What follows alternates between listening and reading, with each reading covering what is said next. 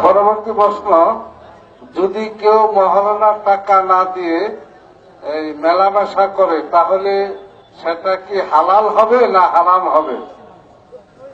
বিবাহের জন্য মহারণা নির্ধারণ করা জরুরি। মহারণা সেই দিন দিতে হবে এটা জরুরি নয়।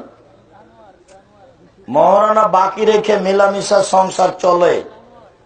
প্রমাণ, আল্লাহ রাসূল বললেন যে তুমি কোরআন জানো? জি জানি। তাহলে কোরআন শিখিয়ে দিও, তার বিনিময়ে আমি বিবাহ দিয়ে দিলাম। তো কোরআন সেদিনই শিখিয়ে দিবে না দেরিতে? তো মেলামেশা তো সেদিন থেকেই চালু, শিখাতে তো বহু সময় লাগবে। বুখারী মুসলিম। মোহর নির্ধারণ হতে হবে, এটা জরুরি। সেই রাতেই দিতে হবে, এটা জরুরি নয়। তবে দিতে হবে, এটা জরুরি, বাধ্য দিতেই হবে। যদি না দেয় তাহলে বিচারের মাঠে নেকি দিয়ে বুঝিয়ে দিতে হবে।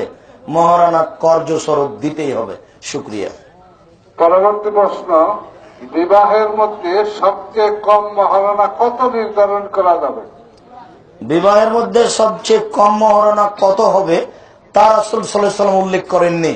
তবে বলেছেন ওই বিবাহতে বেশি বরকত হয় যে বিবাহতে মোহর কম হয়।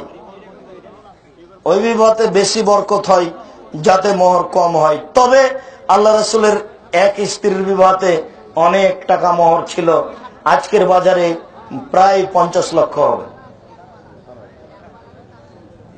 অতএব মোহর নির্ধারণ হবে ছেলের অর্থের গতির উপরে, তার পিতার অর্থের গতির উপরে, এই কথাই ঠিক। তবে মোহর কম হওয়া তুলনামূলক ভালো। শুকরিয়া, জাযাকুমুল্লাহ খায়র।